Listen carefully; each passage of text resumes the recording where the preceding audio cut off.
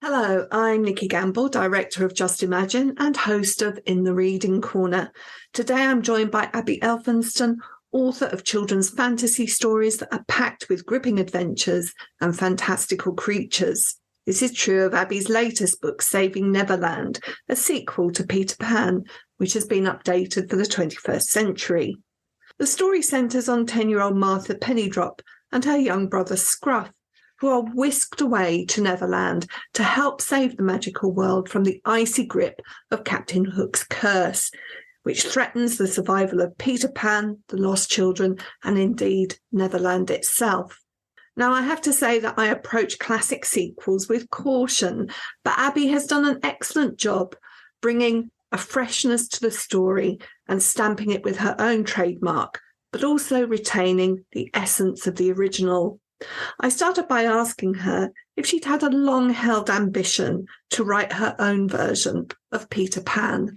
Well, no, I didn't really sort of even entertain the idea. I thought it was way out of my depth. Puffin came to me and said, would you be interested in writing a modern reimagining or a modern sequel to Peter Pan? And my first sort of gut reaction was, I don't have time. Puffin asked me in the same year I was due to move house 3 times and have my third baby, 3 children under 5 years old. And I thought, there's no way I can take this on. And then I read Peter Pan. And I don't think I'd ever read it as a child. I read it as an adult. And I fell in love with it all, the story of Peter Pan all over again. But it was really problematic to me, this story, namely because the ending is such that Wendy Darling's daughter says that Peter has invited her back to Neverland to do his spring cleaning. And when I saw that, I thought, what? What kind of message is this to young girls, that you can hop over to Neverland to do the housework? And so then I thought, there is absolutely time for this book. I need to make time. There needs to be a modern Peter Pan where girls can go to Neverland to battle pirates and go on huge adventures and save the day. I took it on, and it was a bit like the process of moving house, mostly exciting, but also shot through with panic and feeling totally overwhelmed that, I'm going to take a cultural phenomenon and possibly fail, and didn't make it my own. But Puffin gave me a really wide brief in terms of the plot. They said, you can do absolutely anything you want with this book. You can make Captain Hook good. You can make Peter Pan grow up. You can freeze Neverland. And when they said that, you can freeze Neverland, I thought, now we're speaking the same language, because I like my books cold. I think it goes hand in hand with growing up in Scotland, where the winters are long and wild and white. And I feel with snow, you're dealing with something that doesn't last. And that gives you a window where magic might be possible after all. It's almost as if snow paves the way for adventure. And some of my favourite books that I've written, Sky Song, The Frost Goblin, have been snowy adventures. And indeed, books that I loved when I was little, like The Wolves of Willoughby Chase, Lion, the Witch and the Wardrobe, they were snowy adventures. So the thought of taking a character like Peter and putting him in a Neverland that was full of ice flumes and frosty forests and icicled caves, that filled me with excitement. And I thought, I think this is an adventure I could write after all. I do have to say, I'm glad you didn't make Captain Hook good. But he's irredeemable. You said that you reread the book as an adult. Can you actually remember how you experienced Peter Pan as a child? Well, I grew up outside a tiny village called Edsall in the northeast of Scotland. I grew up there, and I grew up 10 minutes away from Kirriemuir, which was where J.M. Barrie was born. So I was aware that there was this importance, about a geographical importance about Peter Pan and J.M. Barrie to where I grew up.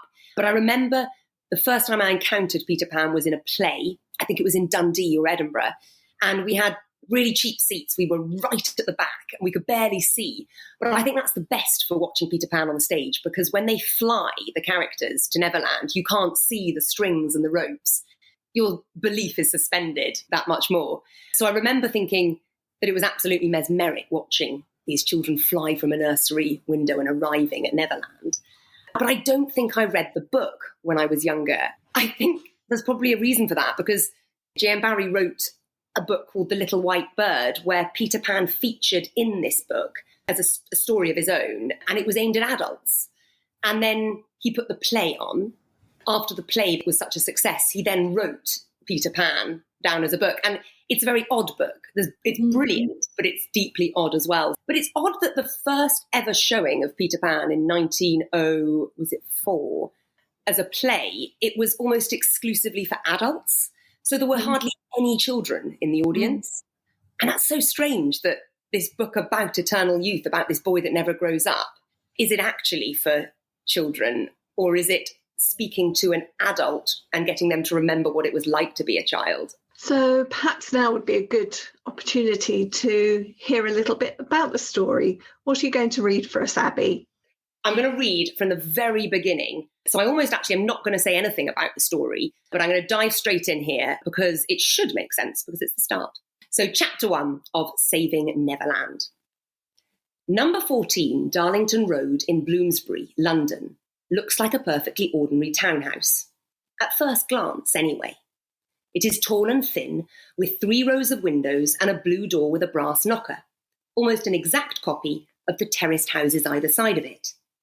And yet, if you were to linger a while outside number 14, you would notice that one of the top floor windows, the one with the white cotton curtains billowing in the breeze, is never shut.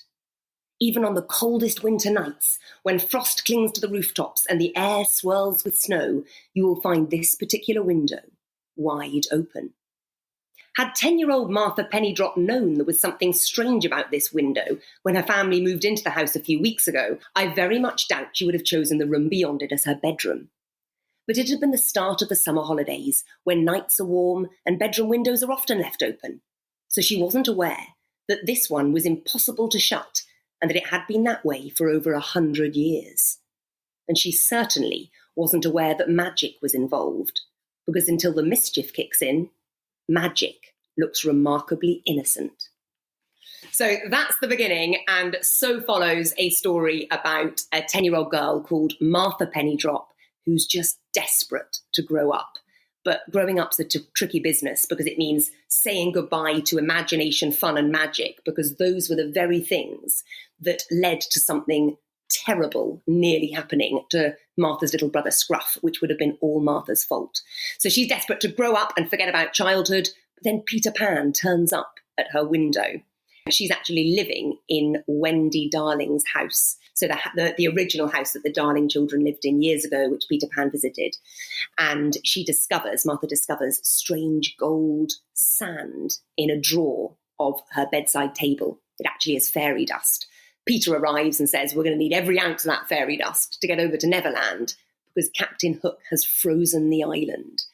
And if we don't unfreeze it and save all the magical creatures there, then the ghost of Captain Hook will return, and with it his hideous pirates.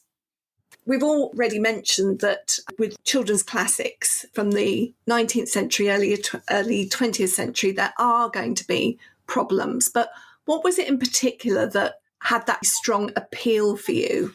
I think a number of things. There's so much to love about the original. The intoxicating wonder of flying over the River Thames and arriving at Neverland. The nail-biting peril of outwitting strange beasts and pirates. The wit and bravado of Peter Pan himself, and that joy and ache, that toing and froing of growing up. I loved all that. I re-loved it when I read it again as an adult.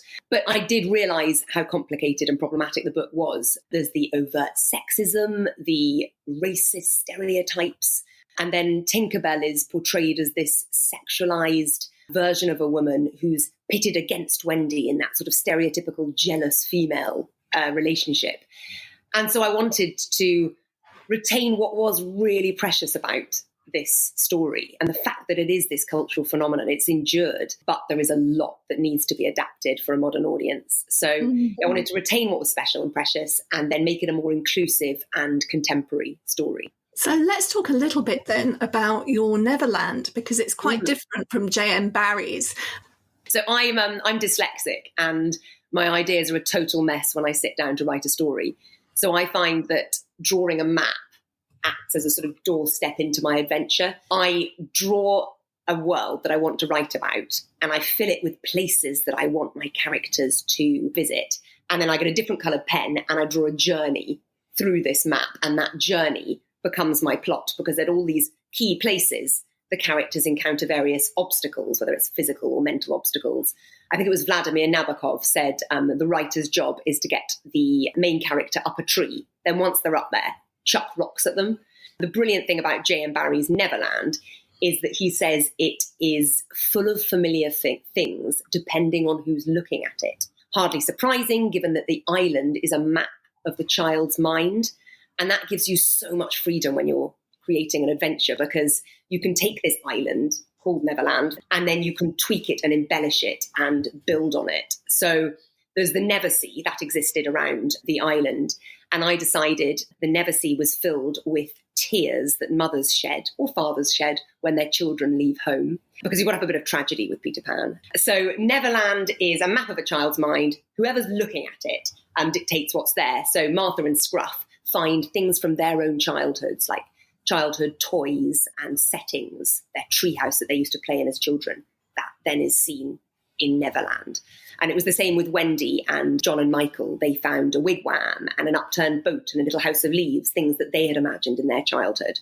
I kept a few things that I loved about Barry's Neverland. There's a Neverbird, and I embellished the Neverbird and gave that creature a really central role in saving Neverland. I think stories are infinitely more interesting when there is a large winged creature at the heart of them. So in Sky Song, I had a golden eagle. Saving Neverland, we've got the Neverbird. I've got fairies, I've got Tinkerbell, but rather than being famed for her big bosoms, I've got her as a mad keen inventor. But Muddle is my fairy, who joins the characters for the majority of their adventure. And Muddle is fiercely intelligent. She's a poet. She writes great, intense odes to Neverland. She's got a terrible sense of direction, though. So she's in charge of getting the kids to Neverland in the first place, which is a bit of a disaster. Pirates, I have the ghosts of Captain Hook and all his pirates, but I love naming characters. So I've named some really, really bizarre pirates. I've got Lingering Pong, Gastronomy Belch, Slippery Scarlet. And the Lost Boys, I wanted to have a girl in the Lost Boys, so they become the Lost Kids. So I tweaked and embellished there, but then I purely invented a lot of other things. I invented the gulper whales, enormous whales studded with stardust that let you swim in their open mouths for hours on end around the island. And there are marsh chomps, who are magical hippos who are vegetarians every day of the week, except Wednesdays when they devour everything in sight. So I had a great fun inventing magical creatures. And I like for children to come across creatures that they think, God, that's so extraordinary and so unusual. And I'm often talking when I do school events to children about the extraordinary creatures that aren't magical that exist in our world. And they're often starting points for me when I do invent really bizarre creatures. I think in one of my books, The Crackle-Dawn Dragon, I had these magical frogs that could burp the alphabet backwards. I remember Catherine Rundle, she was telling me about African wood frogs and how they can freeze solid in the winter months and stop their heart. They have a self-galvanizing heart, so that come spring, they can reawaken and come alive again. And that's not a magical creature, that's just something that exists in our world. So I love writing books that might stem from creatures that I think in our world are extraordinary and magical, but that lend and tip over into fantasy. What about your childhood toys? Were they important to you, and has that made its way into the story? So I'm 38 years old, and until last year, I slept with my teddy bear still in the bed. I don't know what the moment was when I finally decided that was not going to happen anymore. So in the book, both Scruff and Martha have childhood toys that they encounter in Neverland. So Scruff, who's 7 years old, has a teddy bear called None the Wiser. And he's very long-suffering and he's constantly being clipped round the ear and bashed off lampshades or whatever. But Scruff loves him and he plays a central part in the story. Martha's teddy, I might not say what that is because he creeps up in a very unexpected way. Peter Pan is partly a story about mothers and mothering, not only Wendy, but Mrs. Darling. And for reasons that you've explained, you've reimagined that. But there is still this aspect of taking care of each other. And in some sense, Martha is a mother-like character to Scruff. Yeah. I mean, Martha's the older sister and she lives in fear of the terrible day repeating itself. So she feels this terrible sense of responsibility for Scruff. She's in a single-parent family. She's only got a dad. And the dad is well-meaning but very, very busy and isn't around that much. So it falls on Martha to look after her little brother Scruff. And initially I wrote the book with this idea of Martha saving Scruff and Martha sorting things out. And then my very wise editor said, I think Scruff is really capable. I think 7-year-olds are capable of a lot more than you think. And I thought, you're right. And so Scruff goes on an adventure. He gets kidnapped very early in Saving Neverland. That's not a spoiler. So the driving force of Martha to go on this adventure is to get her little brother back. She doesn't care about Neverland and saving that. She wants her brother back, but she learns to care. But Scruff doesn't just wait. He's not a passive character.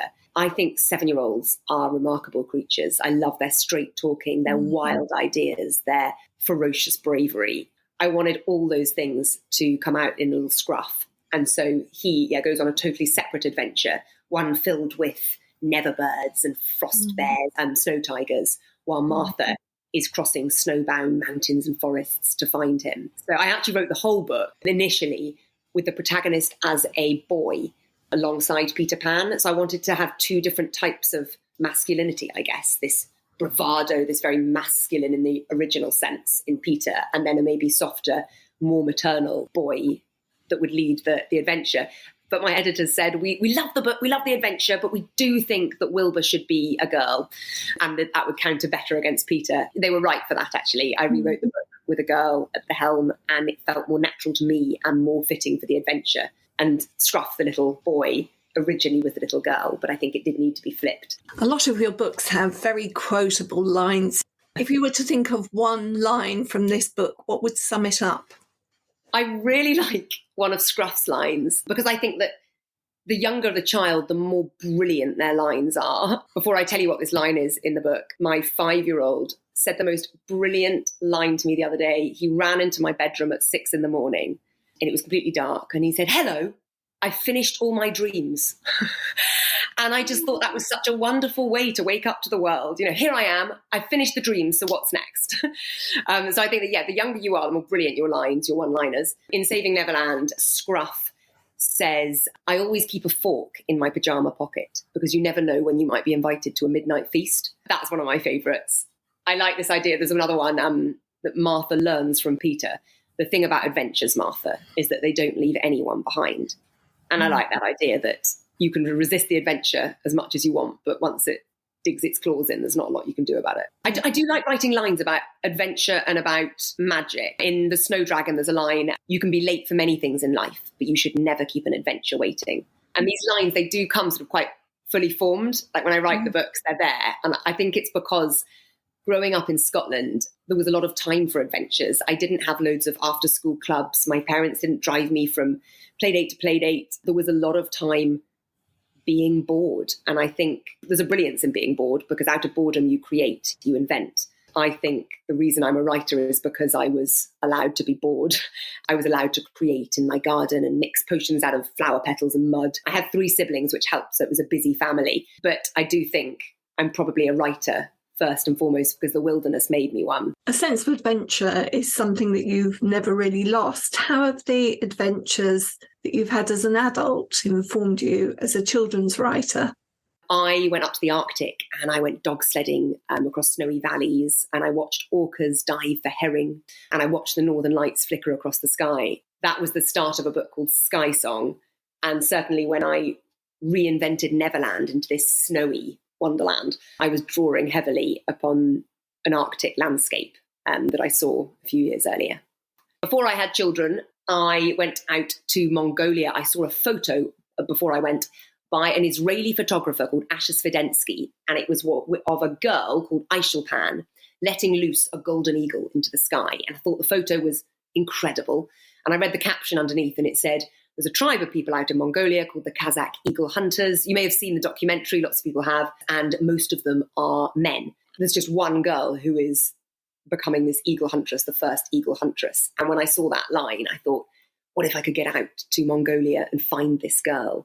What if I could write her story down? It became Sky Song. I went out to Mongolia. I stayed in a ger. It was so cold at night that my eyelashes froze shut. We went to sleep and it was snowing. We woke up in the morning and all around our ger were footprints of wolves.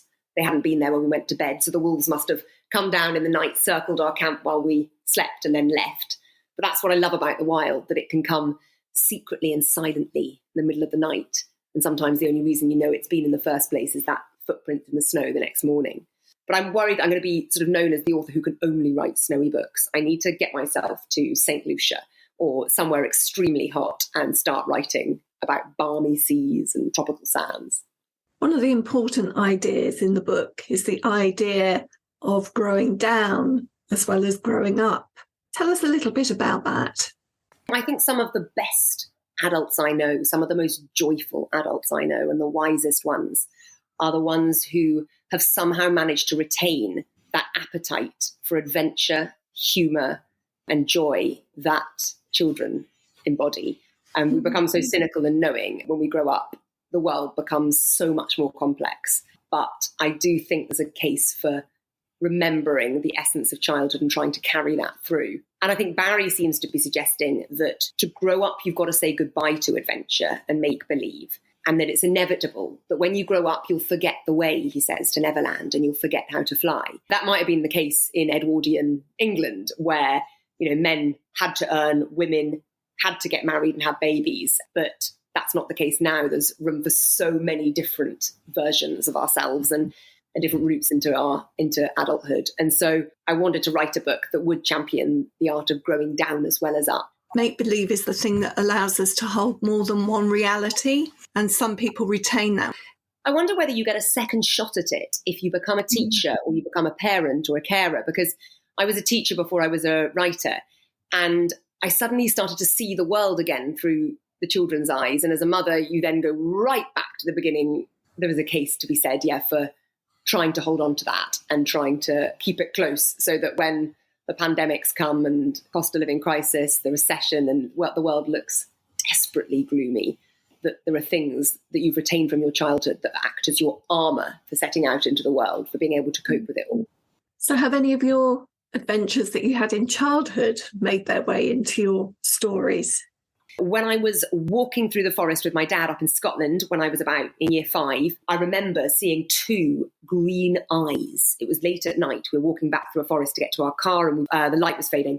So it was dark, and I saw 2 green eyes peering at me through the forest. And I stopped dead, and I turned to my dad, who was with me, and I said, "It's a zombie."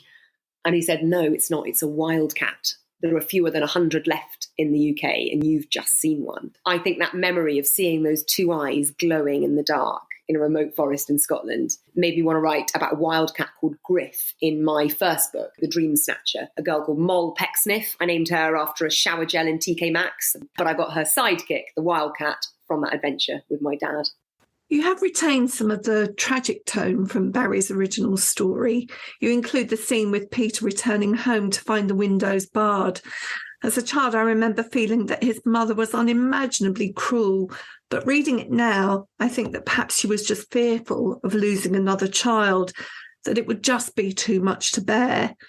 Did you consider giving Peter his own happy ending? Because I've got quite a sunny nature, so I thought, let's redeem Peter Pan. Let's get him back inside the nursery and give him a family. But no matter how hard I tried to change Peter, he wouldn't change. And I think that's part of his power. So I retain his bravado. He says unspeakably arrogant things like, "Shall we get on with the adventure, or would you like to admire me a little longer?" I keep his enthusiasm for danger.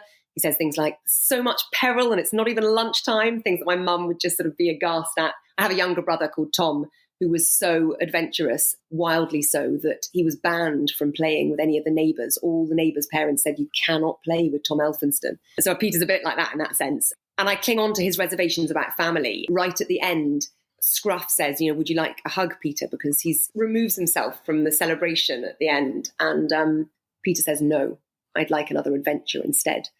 And so there is a moment when inevitably Scruff and Martha must go back to the mainland and grow up or grow down or grow sideways, whatever they want to do.